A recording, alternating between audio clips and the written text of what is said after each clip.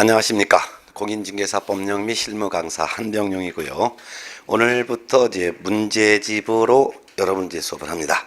지금까지 기본 이론을 4회에 걸쳐서 기본 이론, 그다음에 심화 이론, 또 핵심 이론 이렇게 해서 이론을 정리했습니다. 그래서 이론 이제 완벽하게 이제 정리가 됐고, 이론이 정리가 됐다 하더라도 이를 이제 문제로 접목을 시켜야 되겠죠. 그래서 오늘부터는 이제 여러분 기본서 순서에 따라서 예상 문제집을 통해서 여러분들의 이제 그 문제와 이론을 완벽하게 접목을 하겠습니다.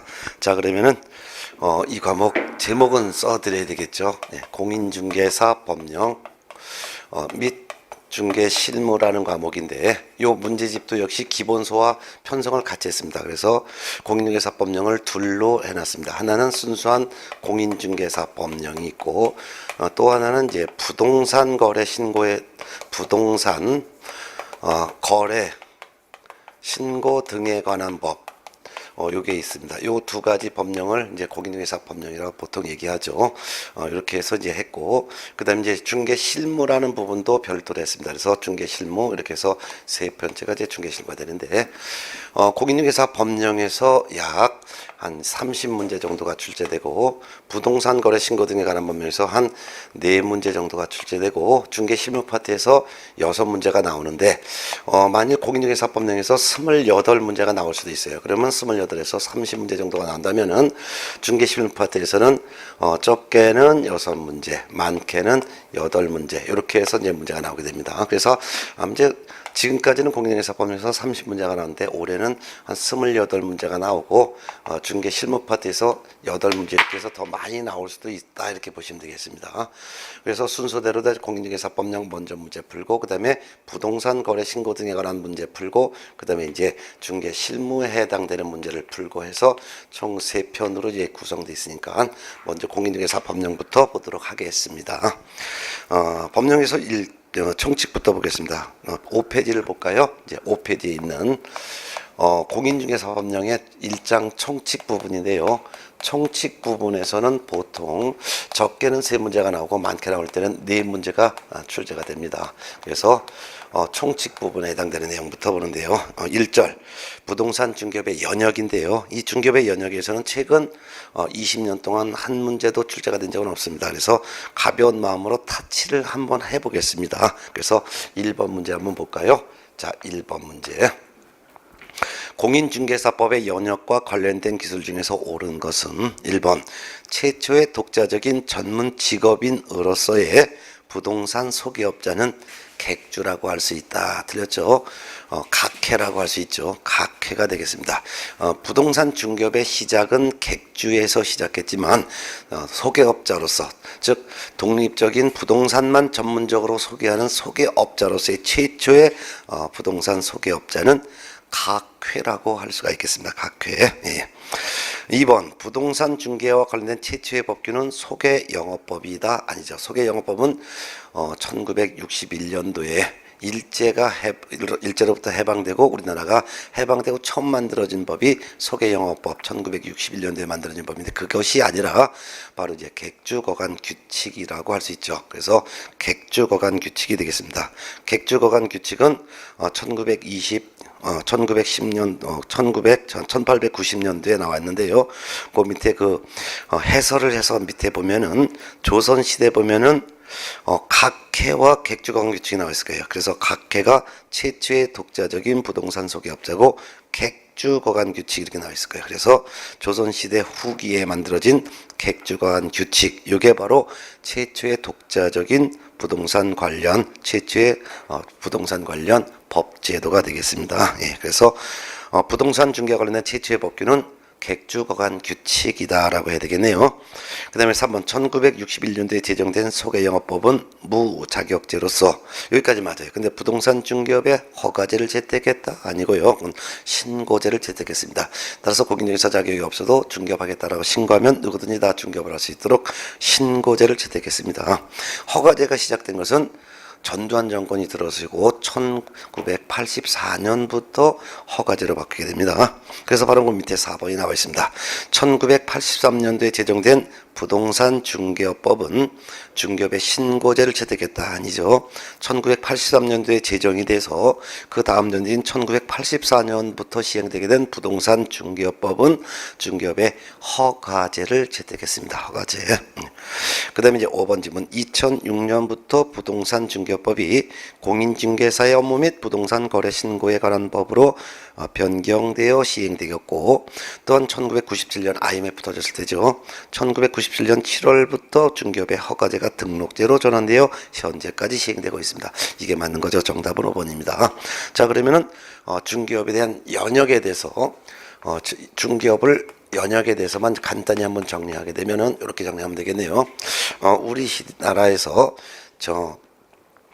객주에서 중개업이 시작됐고, 그 다음에 각 회가 부동산 전문적으로 각회가 부동산만을 전문적으로 소개해주는 전문 소개업자가 되는데요. 각회. 그 다음에 이제 이렇게 이제 객주에서 부동산 중개업이 시작합니다. 그래서 부동산 중개업의 중개업의 시작은 이건 이제 고려 시대 때 객주에서 출발합니다. 그런데 이 객주 밑에서 이를 도와주는 직원 중에서도 부동산만을 전문적으로 흥정 붙여주는 직원이 나오게 됩니다. 그것이 바로 이제 조선시대 때 바로 각회가 되는 거죠. 각회. 이게 각회가 독자적인, 즉 이 객주로부터 독립적으로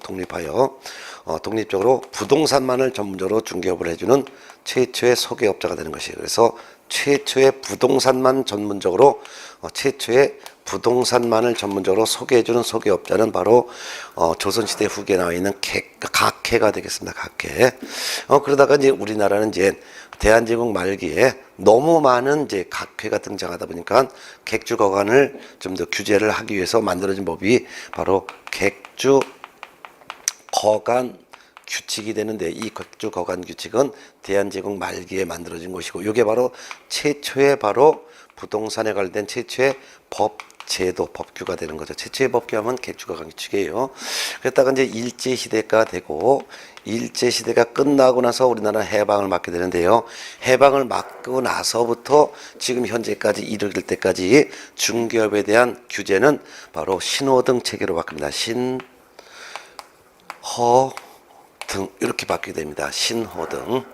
그래서 중개업의 규제는 신고제에서 허가제, 그 다음에 등록제로 바뀌게 되는데, 신고제는 바로 1961년도에 시행된 소개영업법. 이 소개영업법에서는 부동산 중개업은 아무나 할 수 있는데 단지 신고는 하십시오라고 신고제했어요. 그러다가 전두환 정권이 들어서고 1983년도에 제정된 부동산 중개업법에서는 중개업을 하려면 허가를 받으셔야 합니다. 이렇게 됐었죠. 그리고 1984년도 그 다음 년도인 1984년부터 시행을 했는데 허가제로 시행된 거예요. 그 다음에 등록제는 IMF가 터졌을 때입니다. 그래서 1997년도 이때 우리나라가 IMF가 터졌고, 그리고서 IMF가 터지고 나서 그에 나서 1997년도 7월부터는 중개업을 하려면 이게 IMF예요. IMF 터졌을 때 많은 사람이 직업을 잃다 보니까 중개업을 좀 쉽게 하기 위해서 등록제로 전환돼서 시행되고 있습니다. 그래서 중개업에 대한 규제의 변천사는 신고제에서 허가제에서 등록제로 전환됐고, 지금 현재까지도 중개업을 하려면은 등록을 해야 됩니다라고 지금 현재까지도 등록제로 지금 시행되고 있습니다라는 거 좀 알아두면 되겠네요. 예. 자, 그럼 정답은 5번이었고요. 한 장 넘어갈까요? 이 중개업에 대한 규제의 연역은 출제 가능성은 거의 없습니다. 자, 그러면 한 장 넘어가서 7페이지의 제2절을 볼까요? 공인중개사법의 목적과 법적 성격에 대한 내용인데, 여기서는 보통 한 3, 4년에 한 문제 정도가 출제가 됩니다. 그 중에서 2번 공인중개사법령의 구성, 요거는 이제 시험이 항상 나오기 때문에 별표를 하나 해놓으세요. 자, 공인중개사법령의 구성으로 틀린 것은 나왔네요. 1번 중개사무소 개설 등록 기준은 대통령령으로 정한다. 옳은 지문이고요. 2번 분사무소 설치 기준 대통령령으로 정한다. 이것도 맞죠. 3번 업무 정지 기준 대통령령으로 정한다. 아니죠. 이거는 국토교통부령으로 정하죠.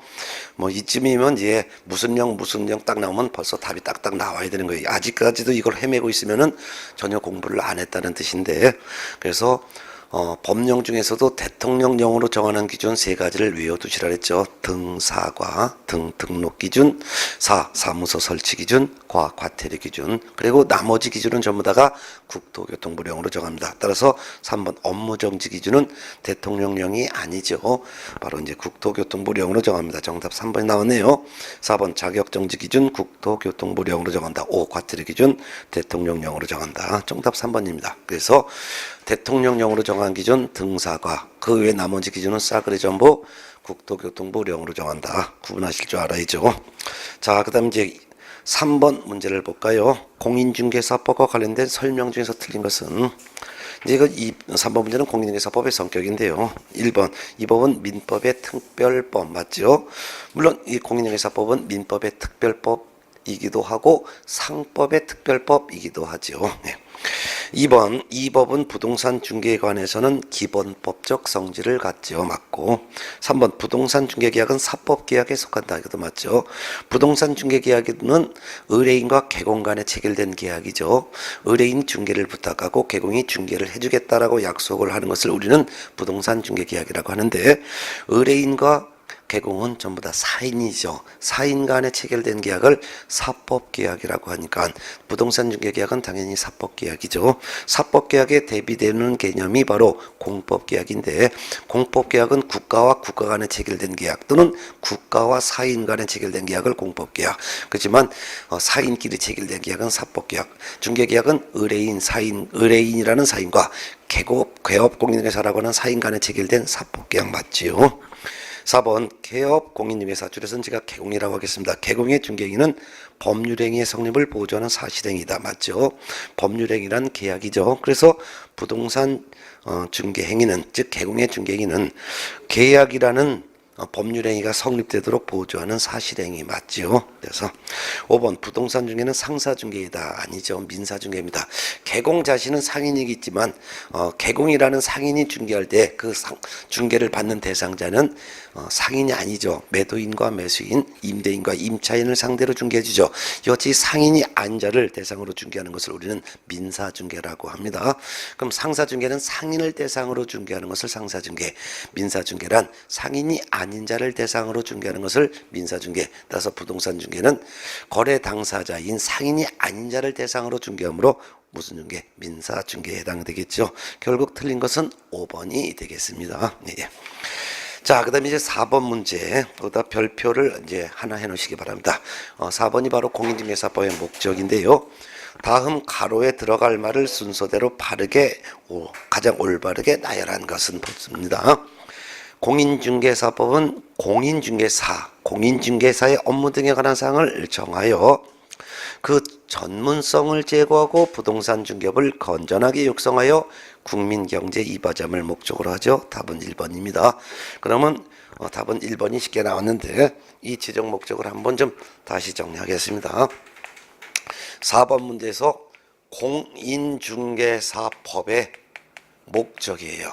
그럼 공인중개사법의 목적은 요 공인중개사의 업무에 관한 사항을 정하여, 공인중개사의 업무에 관한 사항을 정하지, 이거를 개업 공인중개사의 업무에 관한 사항을 정하여, 개업 공인중개사 하면 틀리다는 것을 일단 알아두시고, 공인중개사의 업무에 관한 사항을 정하여 전성국, 세 글자를 외우더라 그랬죠. 전성국, 즉 그 공인중개사의 전문성을 제고하고, 그 다음에 부동산 중개업을 건전하게 육성하여 국민 경제의 이바지함을 목적으로 한다. 이게 바로 쭉 와야 되는 거죠. 예.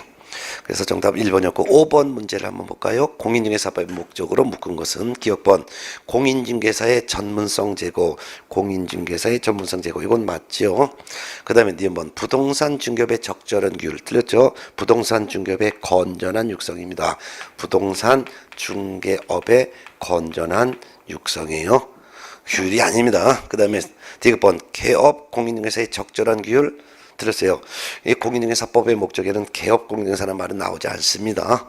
리얼번 개업 공인중개사의 공신력 제고 이것도 없지요. 미음번 부동산 중개업을 건전하게 육성. 부동산 중개업을 건전하게 육성. 요건 있죠. 결국은 기업번에서 공인중개사의 전문성 제고, 미음번에서 부동산 중개업을 건전하게 육성 두 개가 되겠네요. 정답은 2번이 되겠습니다. 예. 자, 그 다음에 이제 6번부터가 이제 용어의 정의인데요. 이 용어의 정의에서는 해마다 문제가 한 문제 내지 두 문제가 꼭 나옵니다. 그래서 거기다 별표를 3개 해놓으시고, 그 중에서 6번 문제 아주 중요합니다. 거기다가 별표를 해놓으세요. 6번 문제. 다음은 공인중개사법에서 사용하고 있는 용어의 정의에 대한 설명이다. 옳은 것은 몇 개인가요? 기억번 중개라 함은 법정 중개 대상물에 대하여 거래 당사자 간의 매매 교환 임대차 그 밖의 권리의 득실 변경에 관한 행위의 알선을 업으로 하는 것을 말한다. 들렸죠? 업으로 하는 것은 중개업입니다. 그래서 기억번은 틀렸죠. 결국 행위 알선하는 것을 말한다라고 해야 하는 거지, 알선을 업으로 하는 것을 말한다 하는 것은 중개업의 개념이 되겠습니다. 따라서 맞게 하려면은 기억번 중개라 함은 법정 중개 대상물에 대하여 거래 당사자 간의 매매 교환 임대차 그 밖의 권리의 득실 변경에 관한 행위를 알선하는 것을 말한다라고 해야 되겠죠. 알선을 업으로 하는 것은 중개업이 됩니다. 기억번 틀렸어요. 니은번 중개보조원이라 함은 공인중개사가 아닌 자로서 개업 공인중개사에 소속되어 중개 업무를 수행하거나 개업 공인중개사의 중개 업무를 보조하는 자를 말한다. 틀렸죠. 중개보조는 중개 업무 수행할 수 없습니다. 중개 업무 수행은 개업 공인중개사와 소속 공인중개사만 할 수 있는 것이지, 중개보조는 중개 업무 수행 못합니다.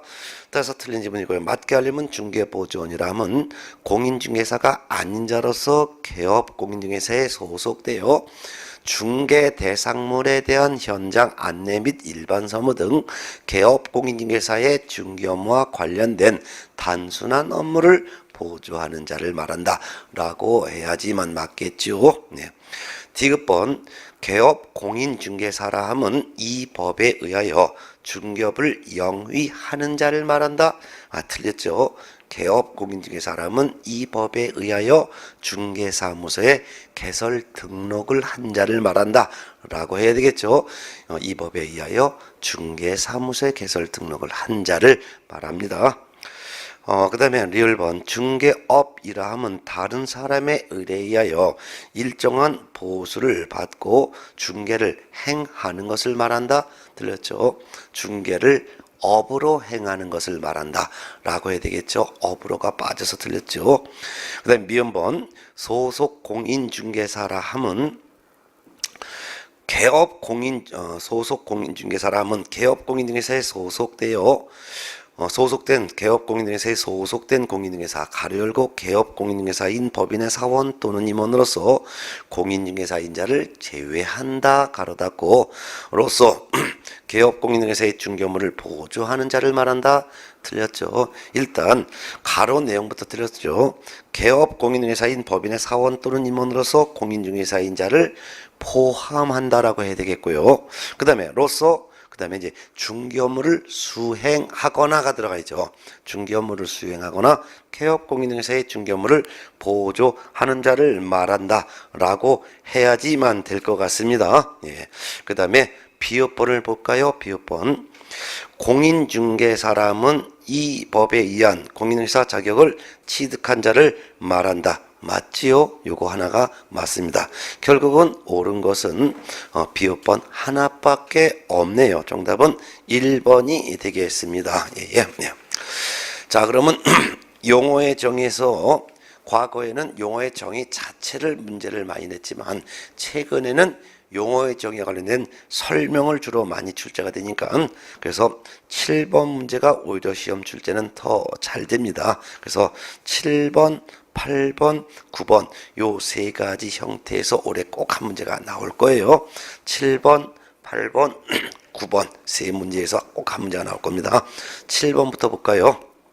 별표 2개 놓으세요. 공인중개사법령상 용어와 관련된 설명으로 옳은 것을 모두 고른 것은, 자, 기억번 개업 공인중개사란 공인중개사법에 의하여 중개사무소에 개설 등록을 한 자를 말한다. 맞지요? 예. 니은번 소속 공인중개사에는 개업 공인중개사인 법인의 사원 또는 임원으로서 중개업무를 수행하는 공인중개사가 포함된다. 맞지요?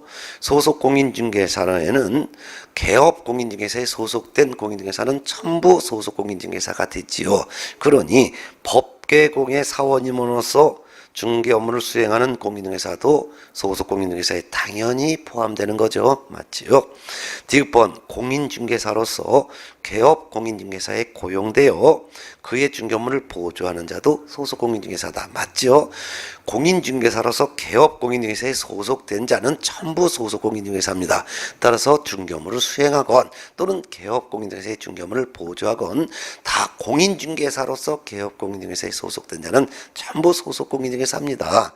따라서 공인중개사로서 법계공에 소속된 자건, 공인중개사로서 공계공에 소속된 자건, 공인중개사로서 부계공에 소속된 자건 전부 소속 공인중개사입니다. 네. 리을번 우연한 기회에 단 한 번 임대차 계약에 중개를 하고 보수를 받은 사실만으로는 중개를 업으로 한 것이라고 볼 수가 없습니다. 맞지요? 업이 되려면 계속적 반복적으로 중개를 해야 되는데 어쩌다 우연한 기회에 한 번 중개를 했다는 것은 아무리 보수를 받아도 중개를 업으로 한 것이라고 볼 수가 없는 것이죠. 결국 옳은 설명 전부 해당이 되죠. 기억 니은 디귿리을 정답 5번이 되겠습니다. 자, 그 다음에 8번 문제 볼게요. 공인중개사법령상 용어와 관련된 설명이다. 옳은 것은 1번 법정 지상권을 양도하는 행위를 알선하는 것은 중개에 해당한다. 맞지요? 지상권을 중개하는 것도 중개요. 법정 지상권을 이전하는 양도하는 것을 중개하는 것도 전부 다가 중개에 해당하겠죠. 예. 그래서 중개라는 개념에서 우리가 8번 문제에서 중개라는 것은 알선하는 것이죠. 알선하는 건데 뭘 알선한 거냐? 권리의 득, 실, 변경에 관한 행위를 알선하는 거예요. 그럼 어떤 권리가 득실 변경되도록 알선하느냐 했었죠. 그래서 권리에서는 물권으로서의 권리도 있고 채권으로서의 권리가 있는데 물권으로서는 소유권에 대한 이전을 알선하는 것도 중개죠. 지상권, 지역권, 전세권 설정 및 이전을 알선하는 것도 중개죠. 특히 지상권 중에서 법률의 규정에 의해서 당연히 권리가 인정되는 법정 지상권을 양도하도록, 즉 법정 사건을 이전하도록 알선하는 것도 중개가 되겠죠. 예. 또한 담보물권으로서 저당권, 근저당권 요를 이전하도록 알선하는 것, 설정하도록 알선하는 것도 중개죠. 그뿐만 아니라 저당권 중에서도 법률의 규정에 의하여 권리가 인정되는 것을 법정 저당권이라고 하는데 법정 저당권을 양도, 즉 이전하도록 알선하는 것도 중개에 해당되는 거죠. 또한 유치권 중에서도 유치권을 이전하도록, 즉 양도, 유치권 양도 이전하도록 알선하는 것도 중개에 해당되겠죠. 그렇지만 담보물권 중에서 질권, 동산질권은 중개 대상 권리가 아니라 그랬죠. 공인중개사법상 중에는 부동산을 전제하는 거지 동산을 전제하는 것은 아니기 때문에 동산질권을 설정하거나 동산질권을 양도하도록 알선하는 것은 공인중개사법상 중개에 해당하지 않다 했었죠. 요거 꼭 알아두셔야 되겠죠. 네. 그 다음에 이제 채권으로서 중개의 대상이 되는 것은 임차권을 중개하거나 또는 환매권을 알선하거나 이런 것도 다 중개라고 했었죠. 예. 그래서 중개 대상 권리가 될 수 있는 물건으로서 소유권, 지상권, 지역권, 전세권, 법정 지상권, 법정 저당권, 유치권 이런 것을 이전 알선하는 것도 다 중개에 해당한다. 그렇지만 동산질권은 아니다. 채권 중에서는 임차권과 환매권을 알선하는 것도 중개다. 이 정도는 알고 있어야 되겠죠. 예. 그래서 8번의 답은 1번 나왔지요. 자, 2번 8번의 2번 지문. 반복 계속성이나 영업성 없이 단 한 번 건물 매매 계약에 중개를 하고 보수를 받을 경우 중개를 업으로 한 것이라고 본다? 볼 수 없죠. 이건 중개업이 될 수 없죠. 중개업이 되려면 보수도 받고 계속 반복적으로 알선해야지만 중개업이 될 수 있습니다. 3번 외국의 법에 따라 공인중개사 자격을 취득한 자도 공인중개사법에서 정의하는 공인중개사라고 본다? 보지 않죠. 공인중개사법에 규정된 공인중개사라는 이 법, 즉 공인중개사법에 의하여 공인중개사 자격을 취득한 자가 바로 공인중개사입니다. 즉 우리나라 시도지사 또는 국토교통부 장관이 시행한 시험에 합격하여 자격을 취득한 자만이 공인중개사법에 규정된 공인중개사가 되는 거예요. 외국법에 따라서 자격 취득한 자는 공인중개사로 볼 수가 없습니다. 4번 공인중개사란 법인인 개업 공인중개사에 소속된 공인중개사만을 말한다? 틀렸죠. 소속 공인중개사란 법인인 개업 공인중개사뿐만 아니라 공인중개사인 개업 공인중개사 또는 부칙 6조 2항에 규정된 개업 공인중개사에 소속된 공인중개사는 전부 소속 공인중개사에 해당하지요. 5번 중개보조원이란 공인중개사가 아닌 자로서 개업 공인중개사에 소속되어 중개 대상물에 대한 현장 안내와 여기까지 맞아요. 근데 문제는 뒷집은 중개 대상물에 대한 확인 설명 의무를 부담하는 자를 말한다. 들었습니다. 중개 대상물에 대한 확인 설명 의무를 부담하는 자는 개업 공인중개사가 확인 설명 의무를 부담합니다. 소속 공인중개사나 중개보조원 이와 같은 고용인은 확인 설명 의무 부담하지 않습니다. 그러면 중개보조원이란 정확한 정의를 하려면은 중개보조원이란 공인중개사가 아닌 자로서 개업 공인중개사에 소속되어 중개 대상물에 대한 현장 안내 및 일반 서무 등 개업 공인중개사의 중개 업무와 관련된 단순한 업무를 보조하는 자를 말한다 라고 해야지만 맞겠죠. 결국 옳은 것은 1번입니다. 자, 그 다음에 이제 9번 문제 볼게요. 공인중개사 법령상 용어에 관한 설명이 다 틀린 것은 1번 거래 당사자 사이에 중개 대상물에 관한 교환 계약이 성립되도록 알선하는 행위도 중개에 해당한다. 맞죠? 네. 2번 개업 공인중개사란 공인중개사법에 의하여 중개사무소에 개설 등록을 한 자를 말한다. 이것도 맞지요. 3번 중개보조원이란 공인중개사가 아닌 자로서 여기까지 맞는데 중개업을 하는 자를 말한다? 아니죠. 중개보조원이란 공인중개사가 아닌 자로서 개업공인중개사에 소속된 자예요. 소속된 자입니다. 네.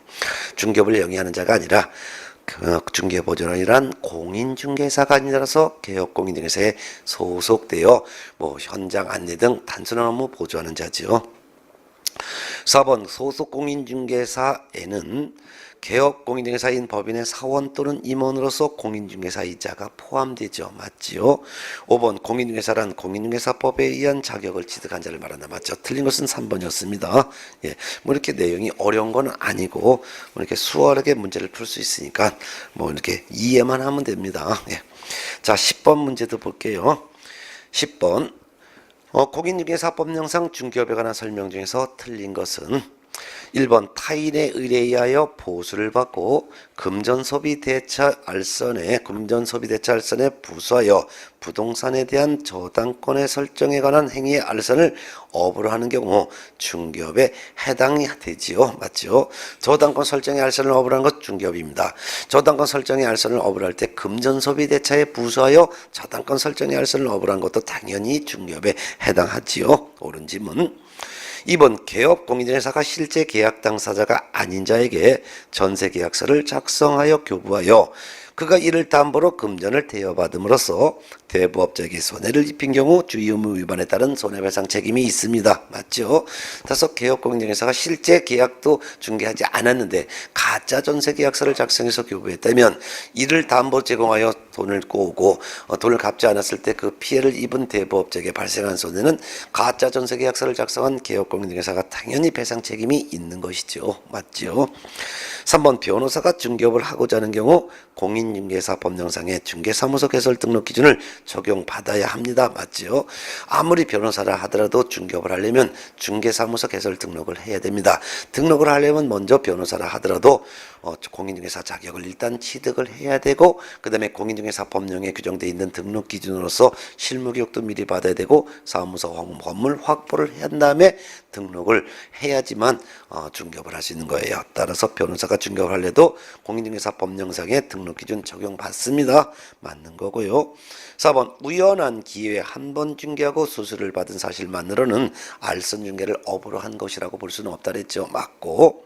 5번 중개사무소 개설 등록하지 않고 부동산 거래를 중개한 자가 거래 당사자들에게서 단지 보수를 받을 것을 약속하거나 요구하는 데 그친 경우라도 공인중개사법령상 처벌의 대상이 된다? 처벌의 대상이 될 수 없습니다. 공인중개사법령상의 처벌의 대상은 무등록 중개업을 한 자가 처벌의 대상이 됩니다. 근데 5번 질문처럼 등록을 하지 않은 사람이 중개를 설령 했다 하더라도 보수를 받은 것이 아니라 단지 보수를 받을 것을 약정만 했거나 또는 보수를 달라고 요구만 한 것에 그쳤다면 보수를 받지 않았어요. 그러면 그건 중개업이 아니죠.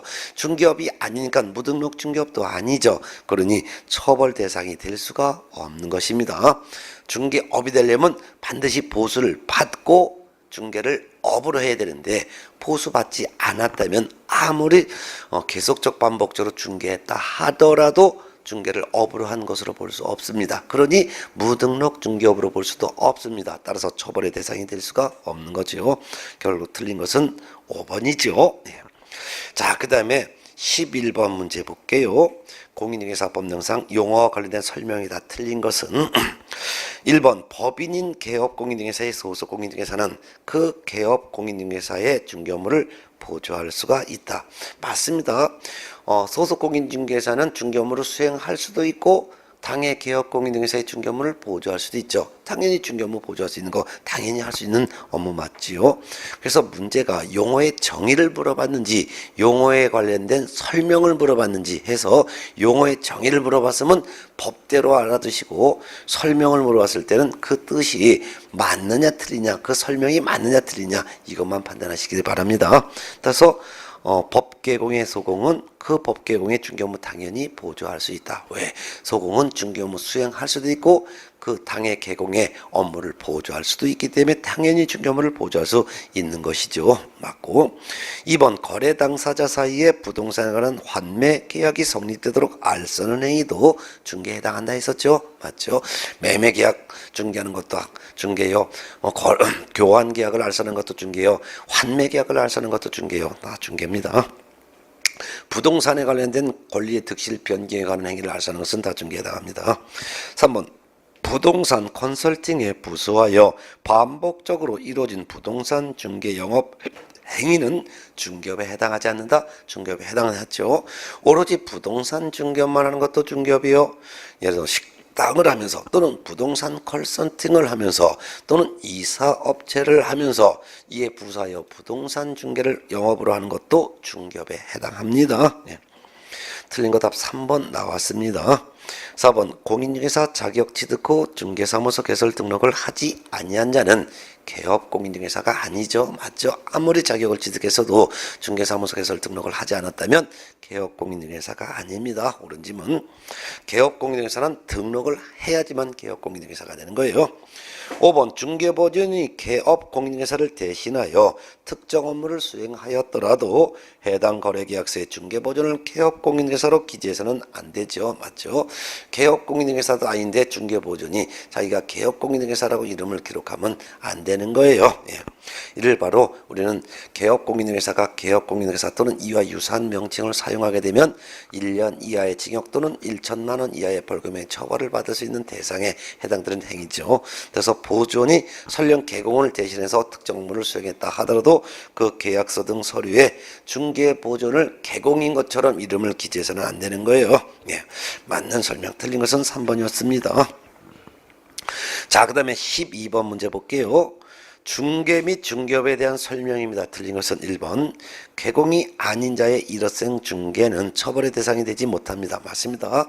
여러분이나 저처럼 등록을 하지 아니한 개공이 아닌 자가 한 번 중개해도 됩니다. 보수받아도 됩니다. 처벌받지도 않습니다. 예.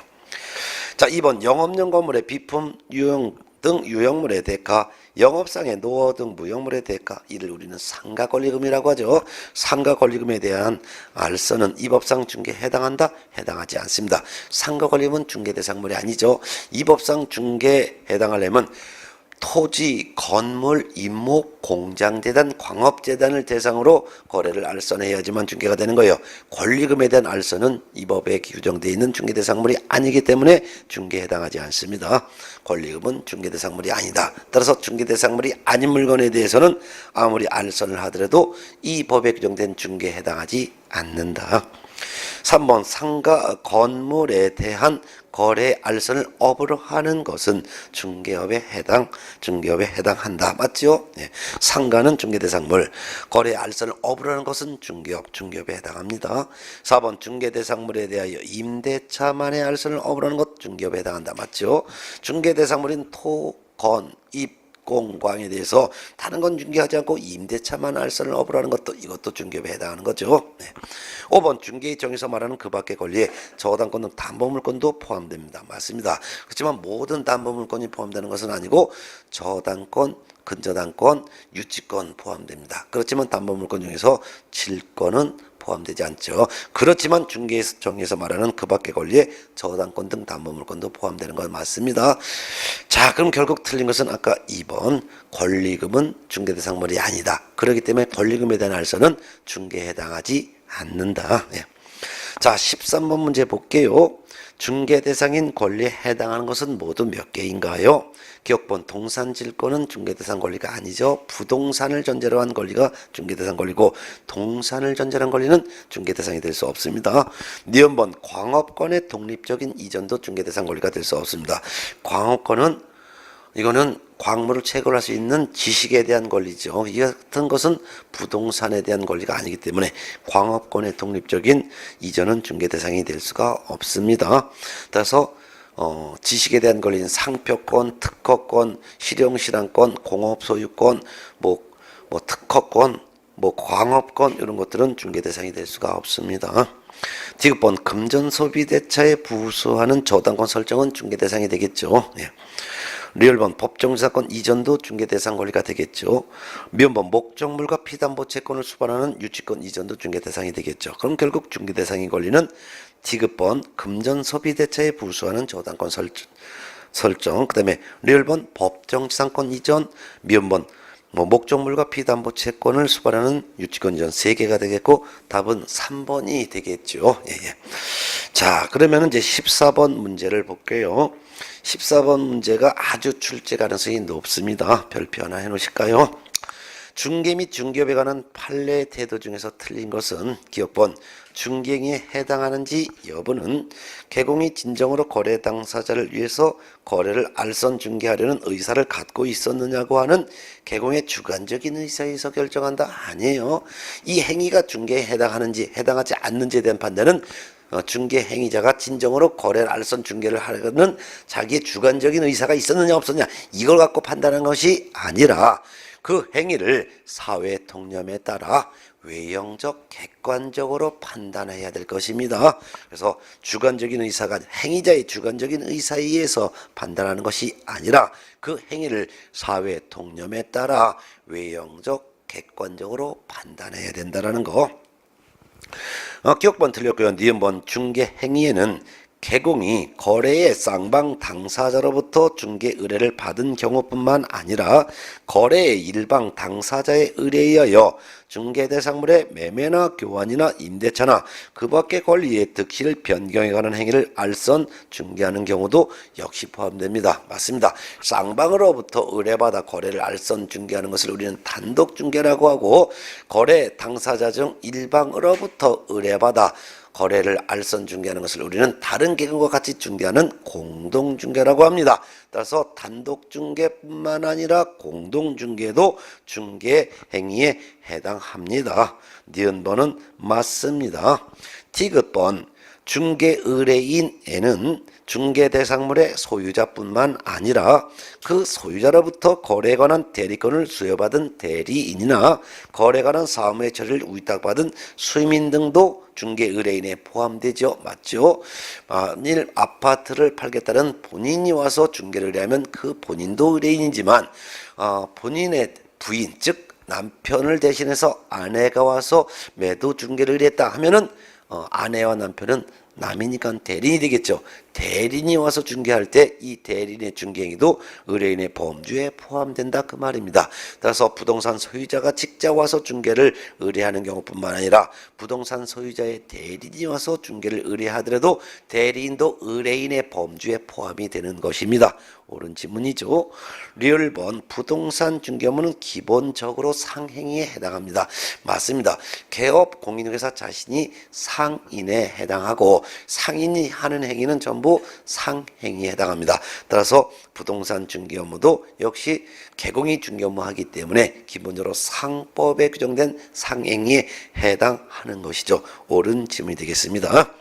미음본 중개사무소 등록증을 대여받아 중개사무소를 운영하는 갑이 직접 거래 당사자로서 위 중개사무소를 방문한 을과 임대차 계약을 체결한 경우 이러한 갑의 이러한 행위는 중개행위에 해당한다? 중개행위에 해당하지 않지요. 이는 자기가 직접 찾아온 의뢰인과 임대차 계약을 했죠. 임대차 계약은 법률행위입니다. 이는 직접 법률행위를 한 것이지 중개행위에 해당하지는 않습니다. 결국 이건 문제는 틀린 거를 찾아라 그 말입니다. 틀린 것은 결국은 기역번과 미음번 두 개가 틀렸죠. 정답은 1번입니다. 네.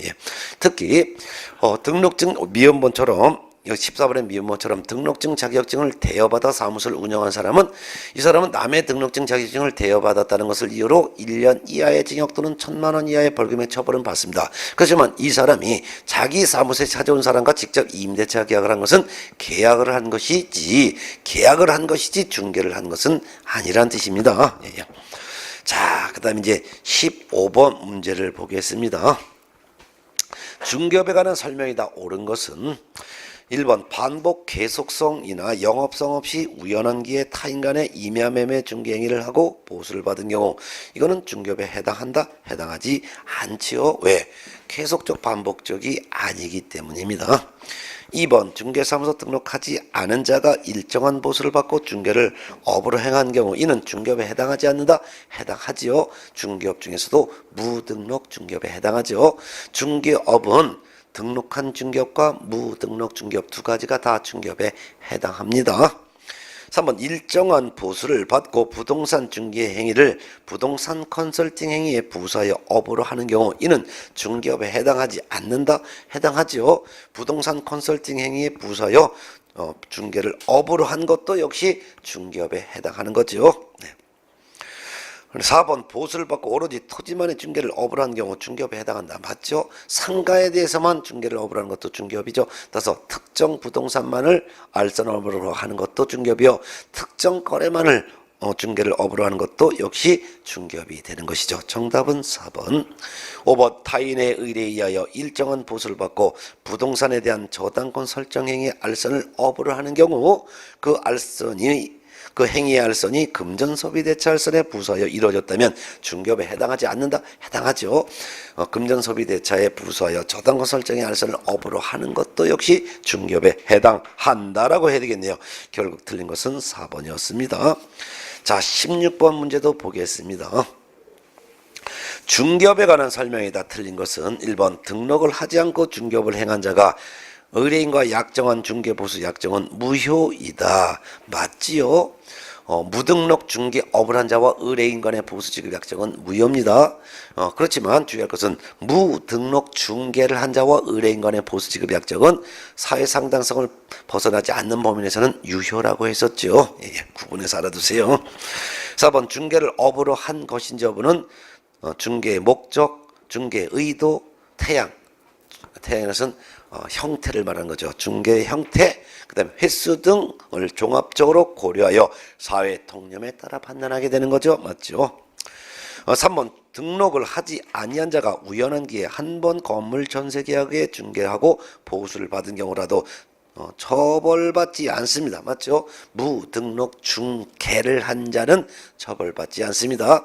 등록하지 않고 한 번 어쩌다 중개한 것은 무등록 중개업이 아니죠. 따라서 처벌의 대상이 되지 않습니다. 따라서 무등록 중개업을 한 자는 처벌의 대상이 되지만 무등록 중개를 한 자는 처벌의 대상이 되지 않는다. 또한 무등록 중개업을 한 자에게 의뢰를 한 의뢰인도 처벌 대상이 되지 않는다. 오로지 무등록 중개업을 한 자만 처벌의 대상이 된다라고 하셨습니다. 네. 자, 이렇게 해서 봤습니다. 그러면 결국 그 다음에 4번 질문, 의뢰인으로부터 보수를 받기로 약속을 하거나 보수를 요구하는데 그친 경우 현실적으로 보수를 받지 않았더라도 중개업에 해당한다? 해당하지 않죠. 보수를 받아야지만 중개업이 되는 거예요. 보수 안 받았으면 아무리 보수를 받기로 약정했거나 요구해서도 중개업에 해당하지 않습니다. 틀린 거 4번이죠. 5번 변호사가 공인중개사 자격 없이 변호사 업무에 수반하여 부동산 중개업을 수행하는 경우에는 이건 무등록 중개업으로 처벌되는 거죠. 맞죠? 중개업을 하려면 변호사라 하더라도 부동산 중개업을 하려면 등록을 해야 돼요. 근데 변호사가 자격도 없이 변호사 업무에 수반하여 중개업까지 수행했다는 것은 무등록 중개업이 된다는 것이죠. 예. 처벌된다. 맞습니다. 결국은 틀린 것은 4번이었죠. 자, 그래서 16번 문제의 답은 이제 4번이었는데요. 그러면 잠시 쉬었다가 그 중개 대상물에 해당되는 문제가 이제 17번부터 출발하는데 쉬었다가 연속해서 풀어볼까요?